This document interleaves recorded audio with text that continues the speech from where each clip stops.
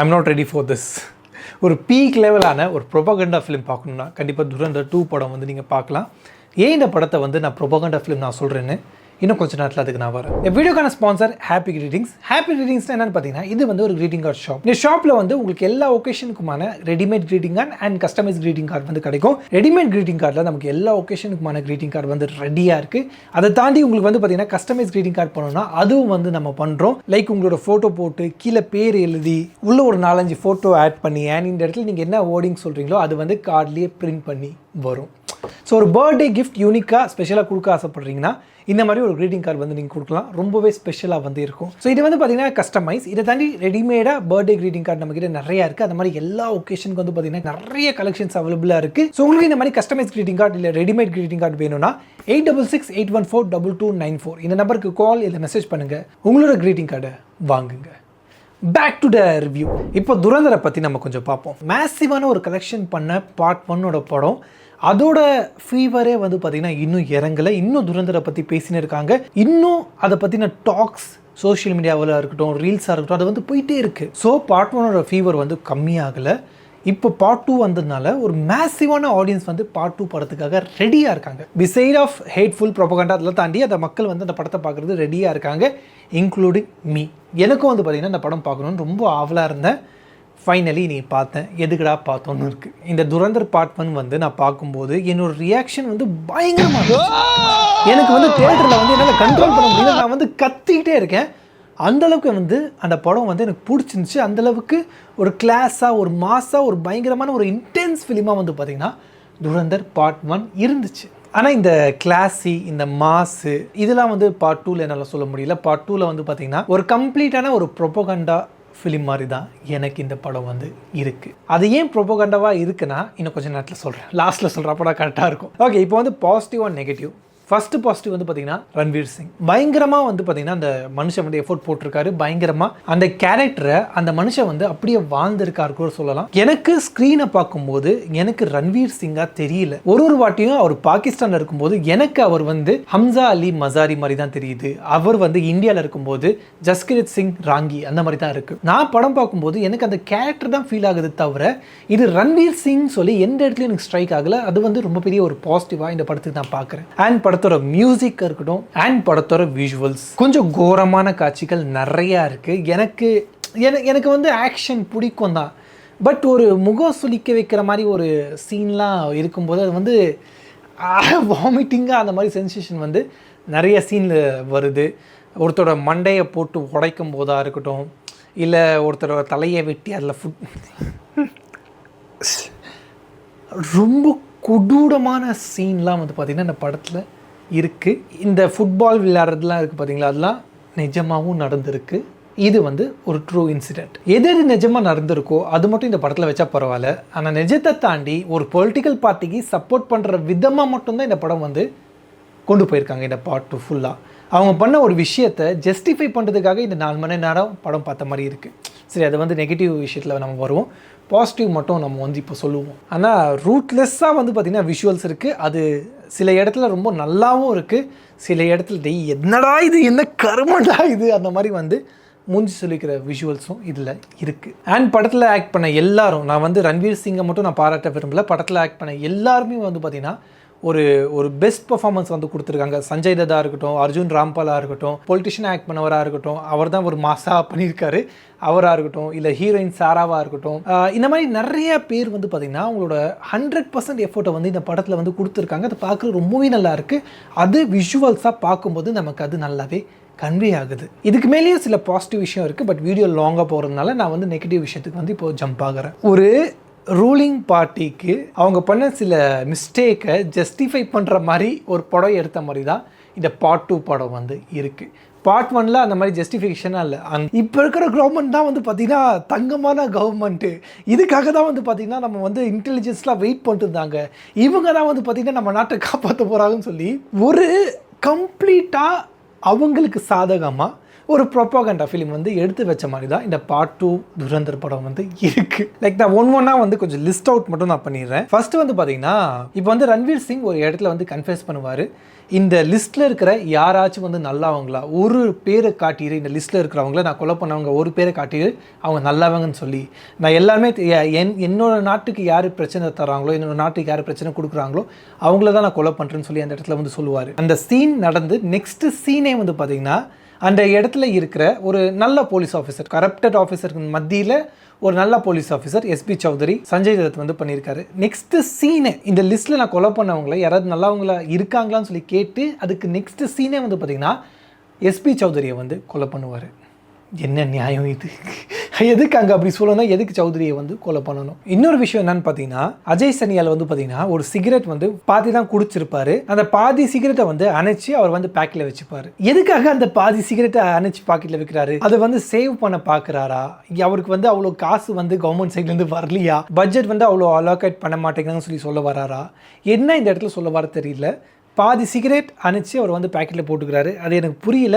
உங்களுக்கு ஏன் அந்த மாதிரி பண்ணுறான்னு சொல்லி தெரிஞ்சுன்னா மறக்காமல் கமெண்ட் செக்ஷனில் சொல்லுங்கள். அப்புறம் அந்த டிமானிட்டைசேஷன் பாகிஸ்தானில் வந்து பார்த்திங்கன்னா ஒரு 60,000 கோடி வந்து யூபி எலெக்ஷனில் வரப்போது. அந்த எலெக்ஷனை வந்து காப்பாற்றுறதுக்காக தான் வந்து பார்த்திங்கன்னா நாங்கள் வந்து அந்த டிமானிட்டைசேஷனும் பண்ணணும், ஒரு மாஸ்டர் ஸ்ட்ரோக் அந்த மாதிரி வந்து பேசுகிறாங்க.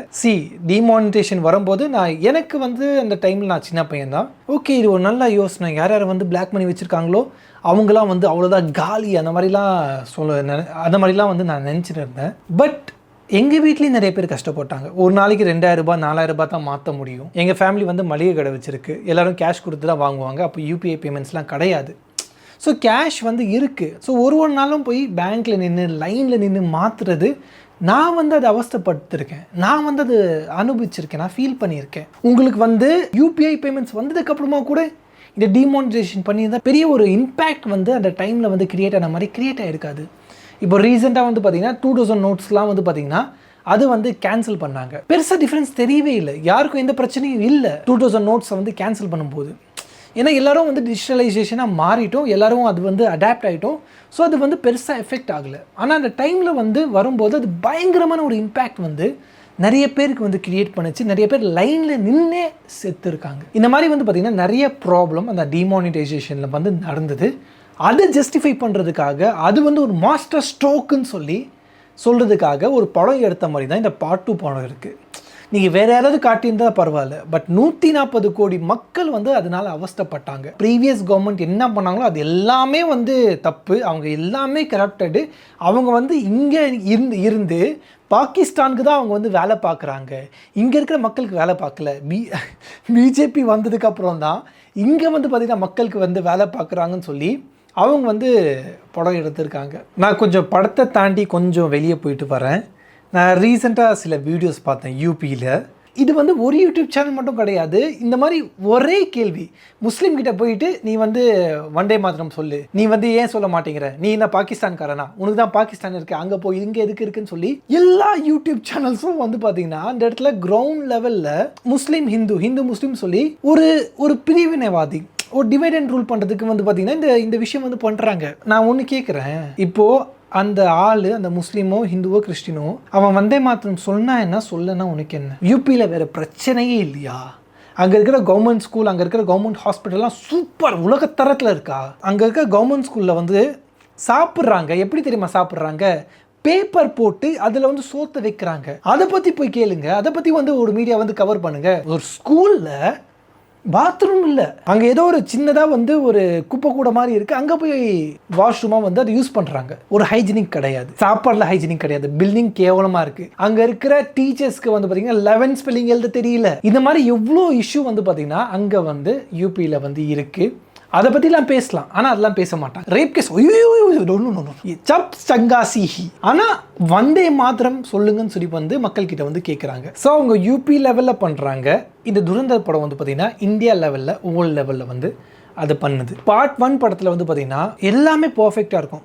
ஒரு ஃப்ளா கூட வந்து பார்த்தீங்கன்னா ஃபிலிம் மேக்கிங்கில் கண்டுபிடிக்கவே முடியாது. ஆனால் இந்த படத்தை உட்காந்து நான் பார்க்குறேன், 2 பேரும் வந்து பார்த்தீங்கன்னா ஒரு பாத்ரூமில் வந்து சண்டை போடுவாங்க. அது வந்து பார்த்தீங்கன்னா முன்னாடி வந்து ஒரு மிரர் இருக்குது, இங்கே 2 பேர் சண்டை போடுறாங்க. கேமரா ஒருத்தர் வந்து ஸ்டெடி கேமரா வச்சு இப்படி பிடிச்சிருக்காரு, அப்பட்டமாக தெரியுது அந்த இடத்துல ஒருத்தர். என்னையா இவ்வளோ பெரிய படம் 500 கோடி செலவு பண்ணியிருக்கீங்க, இந்த கேமரா பார்க்க மாட்டிங்களா? இல்லைன்னா அந்த சீனை கட் பண்ணியாச்சு கொடுத்துருக்கலாம்ல, எதுக்கு அந்த சீன் அந்த இடத்துல வைக்கணும்? முதல்ல எப்பவுமே வந்து பார்த்தீங்கன்னா ஒரு படம் நல்லா போயிட்டு இருக்கும்போது இந்த மாதிரி ஒரு சின்ன ஆப்ஜெக்ட் வரும்போது அது வந்து அந்த படத்தோட வேர்ல்ட்லேருந்து நம்ம வெளியே வந்துருவோம். அந்த அட்டென்ஷன் வந்து இருக்காது. என்னடா இது போய் பண்ணிட்டாங்களேன்னு சொல்லி நமக்கு வந்து தோணும். இந்த மாதிரி சின்ன சின்ன ஃபிலிம் மேக்கிங்கோட ப்ராப்ளமும் இந்த படத்தில் வந்து இருக்குது. பார்ட் 1 அந்த ப்ராப்ளமே கிடையாது, பீக்காக இருக்கும். அந்த பீக் டீட்டெயிலிங் இருக்குது பார்த்தீங்களா, அந்த பீக் டீட்டெயிலிங் வந்து பார்ட் 1 ஃபுல்லாக இருக்கும், பார்ட் 2 அது இல்லை. ஓகே, இப்போ ஏன் இந்த படத்தை வந்து நான் ப்ரோபகண்டா படம் சொல்கிறேன்னா, பார்ட் 1லையும் சரி பார்ட் 2லையும் சரி படத்தில் வர கேரக்டர்ஸ், இப்போ வந்து அஜய் செய்ஹால் சொல்லி ஒரு மாதவன் வந்து ஒரு ரோல் பண்ணியிருப்பார். உண்மையிலேயே வந்து பார்த்திங்கன்னா அந்த ரோல் வந்து அஜித் தோயல் சாரோட ரெப்ரசன்டேட்டாக வந்து பார்த்திங்கன்னா அந்த ரோல் வந்து பண்ணியிருக்காங்க. பேரை வந்து சேஞ்ச் பண்ணியிருக்காங்க. அதே மாதிரி எல்லா கேரக்டரோட நேமும் வந்து பார்த்திங்கன்னா இந்த படத்தில் வந்து சேஞ்ச் பண்ணி தான் அவங்க வந்து யூஸ் பண்ணியிருக்காங்க. ஆனால் எதுக்கு நம்ம மோடிஜி பேர் மட்டும் அவர் வந்து மோடிஜின்னு சொல்லி யூஸ் பண்ணணும்? ஏன் மோடிஜியோட ரியல் ஃபுட்டேஜை வந்து யூஸ் பண்ணணும்? Inspired by true events, it's not a documentary. இது டாக்குமெண்ட்ரி கிடையாது. இது டாக்குமெண்ட்ரி இல்லாமல் இது வந்து இன்ஸ்பயர்ட் பை ட்ரூ ஈவெண்ட்ஸ் வச்சுக்கிட்டு பாகிஸ்தானோட பிரைம் மினிஸ்டர் நேமை வந்து சேஞ்ச் பண்ணியிருக்காங்க, ஃபினான்ஸ் மினிஸ்டரோட பேரை வந்து சேஞ்ச் பண்ணியிருக்காங்க, சில பொலிட்டிஷியன் நேமை வந்து சேஞ்ச் பண்ணியிருக்காங்க. எல்லாரோட நேமும் சேஞ்ச் பண்ணி போடும்போது எதுக்கு பிரைம் மினிஸ்டர் மோடிஜி சார் பேரை மட்டும் இந்த இடத்துல வந்து மென்ஷன் பண்ணணும்? அவர் வந்து பதவி எடுக்கும்போது அந்த ஃபுட்டேஜ் யூஸ் பண்ணுறதா இருக்கட்டும், டிமானிட்டேஷன் அனௌன்ஸ் பண்ணும்போது அந்த ஃபுட்டேஜ் யூஸ் பண்ணுறதா இருக்கட்டும், ரியல் ஃபுட்டேஜை வந்து யூஸ் பண்ணியிருக்காங்க. எதுக்கு இந்த ரியல் ஃபுட்டேஜ் இந்த இடத்துல வந்து நான் கேட்குறேன். இது வந்து ஈஸியாக வந்து நரேந்திர மோடி சாரை வந்து பார்த்தீங்கன்னா நேம் சேஞ்ச் பண்ணி துரேந்தர் மோடி கூட வச்சிருக்கலாமே, நல்லா தான் நடந்திருக்கும். துரேந்தர் மோடி, சுரேந்தர் மோடின்னு வச்சிருக்கலாம், என்ன பேர் வேணா வச்சிருக்கலாமே. ஏன் நரேந்திர மோடி ஜி பேரை அப்படியே வந்து இந்த படத்தில் யூஸ் பண்றீங்க? ஏன்னா இது வந்து ஒரு ப்ரோபகண்டா ஃபிலிம், ஒரு ஹேட்ரேட்டை வந்து ஸ்ப்ரெட் பண்ணணும். இப்போ நாட்டில் நிறைய பிரச்சனை போயிட்டு இருக்கு. பெட்ரோல் விலை ஏறுது, எல்பிஜி சிலிண்டர் கிடைக்க மாட்டேங்குது, அதுக்கெல்லாம் பதில் கிடையாது, அதுக்கெல்லாம் எதுவுமே கிடையாது. அதுவும் வந்து பார்த்தீங்கன்னா எலெக்ஷன் வரைக்கும் தான் இந்த விலை ஏற்றம், எலெக்ஷனுக்கு அப்புறம் பல மடங்கு ஏறுறதுக்கு நிறைய வாய்ப்பு இருக்கு. அதெல்லாம் நம்ம கொஸ்டின் பண்ணக்கூடாதுல்ல. எதுக்கு இவ்வளோ விலைவாசி இருக்குது, ஏன் இவ்வளோ விலை இருக்குது, அதெல்லாம் கேட்கக்கூடாது. ஏய் நீ முஸ்லீம், நீ தீவிரவாதியாக தான் இருப்ப, ஏய் நீ முஸ்லீம் எங்கே பாகிஸ்தானுக்கு போ, இங்கே இருக்காது, இது ஏன் நாடு, அந்த மாதிரி வந்து மக்களை அடிச்சுக்கிட்டு அவங்க ஹிந்து முஸ்லீம் பண்ணிக்கிட்டு இந்த பிரச்சனையெல்லாம் சைட்லைன் பண்ணிவிட்டு அவங்க கோடி கோடியாக சம்பாதிக்கிறதுக்காக இந்த படம் எடுத்த மாதிரி தான் இந்த படம் வந்து இருக்குது. அண்ட் லாஸ்ட்டாக முடிக்கிறதுக்கு முன்னாடி சில குரூப் வந்து எழுந்து வருவீங்க, படத்தை படமாக மட்டும் பாருங்க ப்ரோ அந்த மாதிரி வந்து சொல்லுவீங்க. நான் படத்தை படமாக தான் பார்க்குறேன். Politically I am very much clear person, எனக்கு அது பிரச்சனை இல்லை, நான் இந்த படத்தை படமாக தான் பார்ப்பேன். பட் சில தற்கூரி இருக்காங்க, இல்லை அந்த அனில் தற்கூரி கிடையாது, அன்பக் தற்கூரிங்க இருக்காங்க. அவங்க வந்து நியூஸை பார்த்து உண்மையை தெரிஞ்சுக்கிறாங்க கிடையாது, அவங்க ரிசர்ச்சே பண்ண மாட்டாங்க. வாட்ஸ்அப் யூனிவர்சிட்டின்னு வருது, ஃபோனில் என்ன வருதோ அது வந்து கண்மூடித்தனமாக நம்புவாங்க. அந்த மாதிரி நம்பி நிறைய பிரச்சனைகள், நிறைய பேரை வந்து கொலை கூட பண்ணியிருக்காங்க. ஸோ ஒரு படத்தை பார்த்து இன்ஃப்ளூயன்ஸ் ஆகும். இது இவ்வளோ பெரிய படம், இவ்வளோ நேஷனல் லெவலில் ரிலீஸ் ஆகுது, அது என்ன சொல்ல வருது நம்ம நாட்டுக்கு? ப்ரீவியஸ் கவர்மெண்ட் வந்து நம்ம பாகிஸ்தானுக்கு தான் வேலை செஞ்சாங்க, அவங்க தான் இந்த நாடு முன்னேறதுக்கான காரணம்னு சொல்லி ப்ரீவியஸ் கவர்மெண்ட் அட்டாக் பண்ணுறாங்க, முஸ்லீம்ஸை வந்து அட்டாக் பண்ணுறாங்க. இப்போ இருக்கிற கவர்மெண்ட் வந்து எந்த தப்பும் பண்ணலை, அவங்க வந்து ரொம்ப சரியான கவர்மெண்ட், பர்ஃபெக்டான பர்சன் சொல்லி ஒரு பொய்யான ஒரு விஷயத்தை வந்து பரப்ப பார்க்குறாங்க, ப்ரோபகண்டா. ஸோ எனக்கு அந்த படத்தை படமாக பார்க்குற நாலேஜ் எனக்கு இருக்குது. சில தற்குறிஸ்க்கு வந்து அது இருக்காது, அது மூலமாக இது பார்த்துட்டு நிறைய பிரச்சனை பண்ணுவாங்க. படம் நல்லா இருந்தால் உண்மையிலேயே என்ஜாய் பண்ணலாம், அதை வந்து பாராட்டலாம். பட் ஆனால் இந்த படம் எனக்கு பாராட்டணும்னு தோணலை, அந்தளவுக்கு நான் வந்து ஃப்ரஸ்ட்ரேட்டடாக இருக்கேன். இந்த படம் நல்லா இருக்கும்னு எதிர்பார்த்தேன், ஆனால் இது ஒரு கம்ப்ளீட் ப்ரோபகண்டா ஃபிலிமாக இருக்கும்னு சொல்லி சத்தியமாக நான் எதிர்பார்க்கல. அண்ட் நீங்கள் இந்த படம் பார்த்துருந்தீங்கன்னா எப்படி இருக்குன்னு சொல்லி கீழே கமெண்ட் செக்ஷனில் எனக்கு வந்து சொல்லுங்கள், நீங்கள் எப்படி ஃபீல் பண்ணீங்கன்னு. அண்ட் இன்னும் படம் பார்க்கலன்னா போய் பார்த்துட்டு வந்து இந்த படம் எப்படி இருந்துச்சு, என்னோட ரிவ்யூ சரியாக இருக்கா இல்லையான்னு சொல்லி என்ன வந்து கமெண்ட் செக்ஷனில் நீங்கள் கல்வி ஊற்றலாம். அண்ட் இப்போ தான் ஃபஸ்ட் டைம் நம்மளை வீடியோ பார்க்குறீங்க, இந்த சேனலை பார்க்குறீங்கன்னா மறக்காம லைக், ஷேர், சப்ஸ்கிரைப்லாம் பண்ணிடுங்க. And thank you so much. இதே மாதிரி இன்னொரு வீடியோவில் உங்கள் எல்லாரையும் நான் சந்திக்கிறேன். பாய்.